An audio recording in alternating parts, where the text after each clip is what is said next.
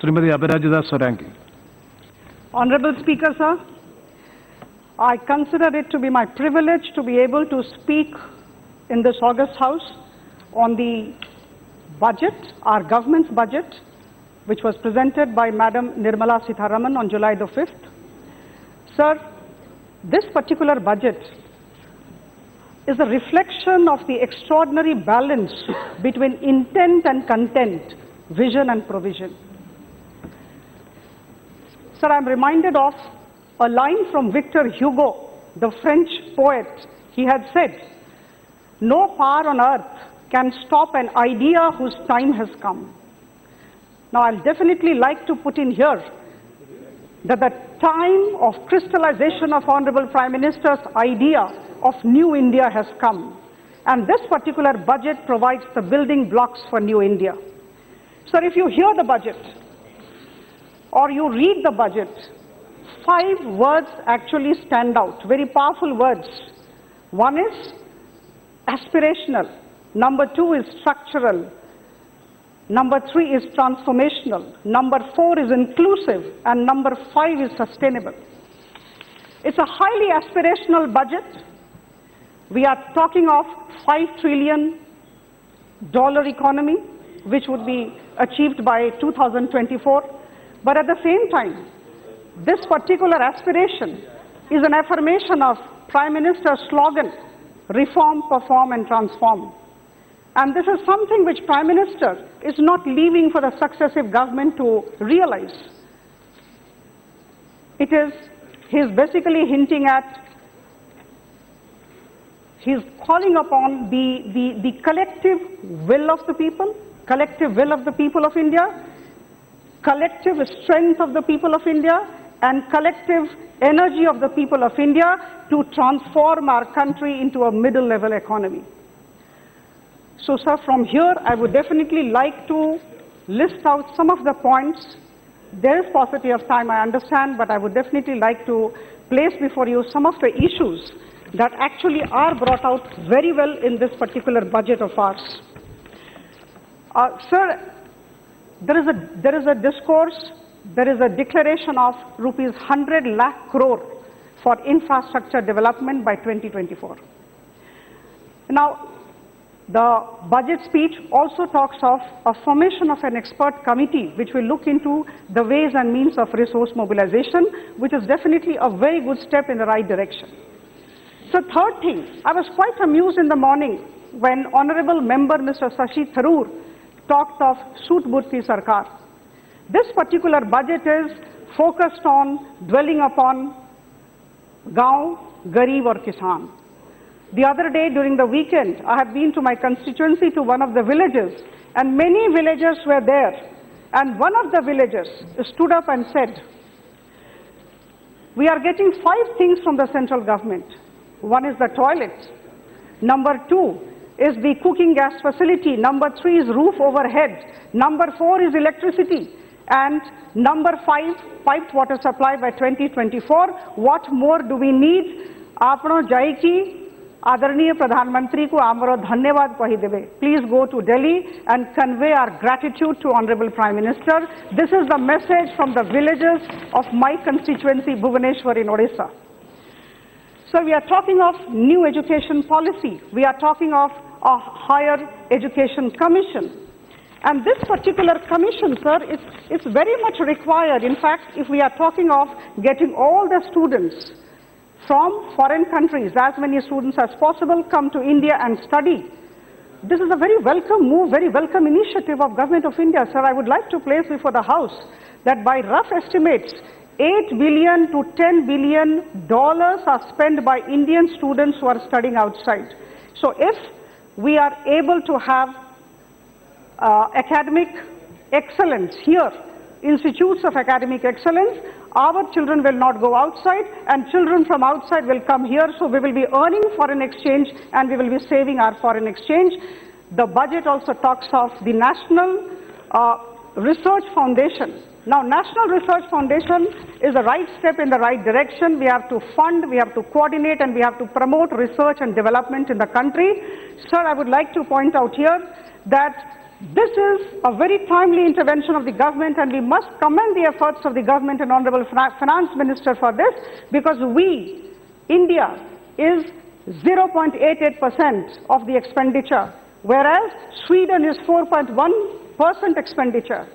USA is 2.8% expenditure, and I think it's China, which is 2.1% expenditure. So it's the right time to think about promotion of research and development in the country. We need to align with the emerging areas of biotechnology, bioengineering, robotics, and artificial intelligence, which this particular government, our government, is planning to do in the days to come.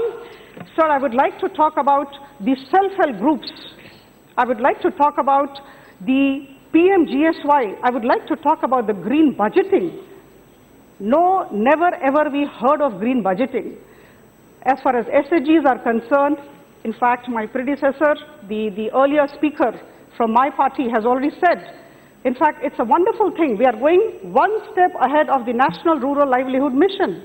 We are talking of rupees 5,000 overdraft. We are talking of 1 lakh rupees to one particular SHG member under the Mudra scheme. And we are talking of interest subvention for the entire country in all the districts. This is a very welcome step.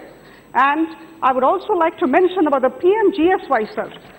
Right now, the other day, Honorable Finance Minister spoke on the floor of the House, and she mentioned that as far as PMGSY is concerned, we have started constructing 130 kilometer to 135 kilometers of roads per day. And keeping in view the fact that this is a wonderful intervention of government, connecting all the roads, all the farm networks, connecting our farmers to the market.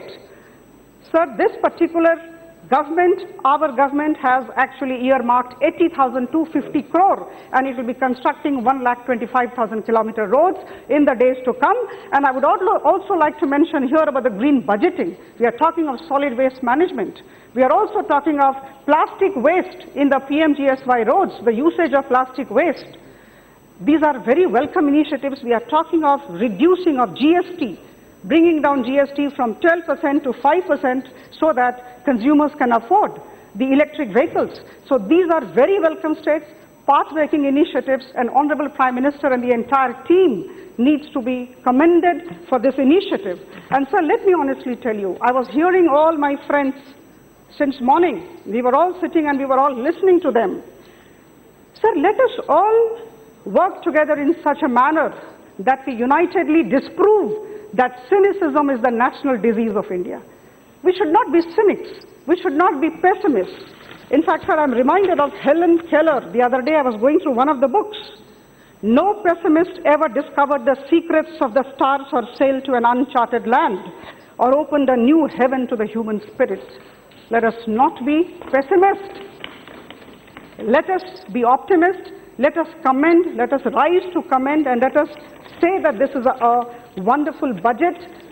Sir, I'll take a couple of minutes, just allow me. The recapitalization of banks by pumping 70,000 crore is a wonderful initiative, I must say this, because we are also ensuring credit flow, and we are also ensuring that there are greater levels of private investment. This is something which we really need to commend the government about. Agriculture sector, sir. I'll just take 2-3 minutes more. Agriculture sector. So if you look at the budget, this is the highest ever allocation in agriculture sector. And how do we call it? Sood Bhoot Ki Sarkar. How do we call it? How do we call it the Sarkar of big businessmen? We are talking of Garib, we are talking of Kisan, we are talking of Gaon, we are talking of vendors in the urban areas. We are talking of youth. We are talking of women. All the vulnerable sections of society are being taken care of. Agriculture, sir. Sir, I would like to mention here that huge budget, the highest ever allocation, which includes 87,000 crore under the PM Kisan Nidhi scheme, which is a very welcome step. We are talking of reforms through ENAM. We are talking of reforms through in the APMCs. These are wonderful steps. We are talking of 10,000 farmer producers organizations, which are wonderful steps. And so let me put in here, this particular government, this particular budget is different from other budgets of pre-2014 governments.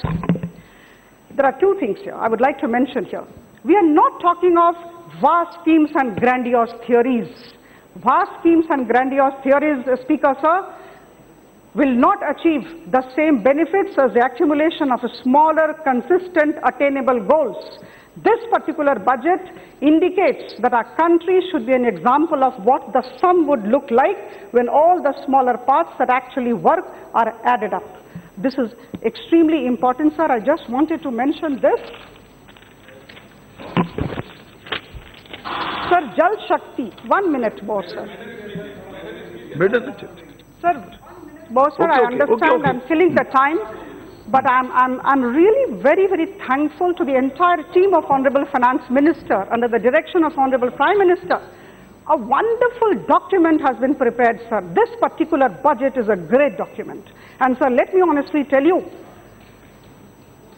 this particular budget, it's not a collection of numbers. In the morning, some of my friends were saying, where are the numbers? Earlier there were numbers, there are no numbers. Sir, it's not a question of giving numbers. It's an expression of the values and aspirations of our government, of our people. So this budget is of a very high quality, and we should commend the government for it. Sir, 1 minute more. Since I worked in the Rural Development Department for 5 years, I was handling Manrega, sir. I had the privilege of handling Manrega, sir. We were talking of the water conservation, PMKSY, Pradhan Mantri Krishi Sinchai Yojana. We were talking of per drop more crop of Honorable Prime Minister. It was his idea. And sir, we have graduated to the next level now. We are consolidating all the departments working in ivory towers of isolation, and we are talking of a Jal Shakti Mantralaya, which is a wonderful initiative. Sir, if there is a third world war, it is said it will be around water. The depleting water levels we are aware of. We are aware of the erratic monsoon, and we are aware of, there are many questions in the Lok Sabha, sir, in the last couple of days I'm seeing, on the issue of less water in the reservoirs. So we are going to face a terrible water crisis. And sir, just think of the foresightedness of this government, our government. I'm so proud I'm part of this government. I'm so proud I'm part of Honorable Prime Minister's team. This particular government has understood the need for working towards water conservation and water management, and that is why the Jal Shakti Mantralaya, and that is why all provisioning for ensuring piped water supply to every household by 2024, sir, it reflects courage of conviction. It's very difficult. We are talking of 7 lakh villages. We are talking of 69% of population of our country, and what courage of the government to say that these 5 things, I counted, sir, these 5 things will be given to each household. I will repeat, sir. We are talking of toilet, we are talking of cooking gas, we are talking of electricity, we are talking of a roof overhead, and we are talking of piped water supply. What more do we require? It requires courage of conviction, which has been shown by the government in vast measure, sir. And this particular budget needs all appreciation, sir. Houses. Now conclude. Sir, 1 minute more, sir. 1.56 crore houses, earlier done, 1.95 crore houses being done, sir. Again, we are taking targets and we are monitoring, sir. Sir, last but not the least, I find there is sustainability and there is continuity in this budget. This is not a standalone budget. There was this great government from 2014 to 2019. Many initiatives were taken. We want to solidify. We are not talking of vast schemes and grandiose theories. We want to ensure that all these endeavors, all these exercises that were taken earlier, the schemes that had been started by Honorable Prime Minister, continue. So that is it, sir. And sir, let me end by saying, this is obviously off the mark, but please allow me, because I represent Bhubaneswar and I represent Odisha, and I'm very proud of it.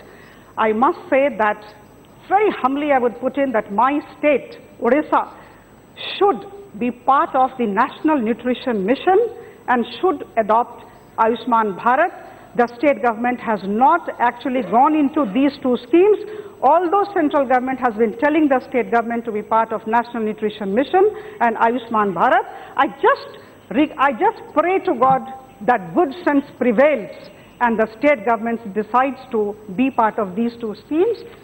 So, sir, with this, I would definitely say that this particular budget is a pragmatic budget, and there is absolutely no reason why anybody would criticize this budget. There is absolutely no reason, sir.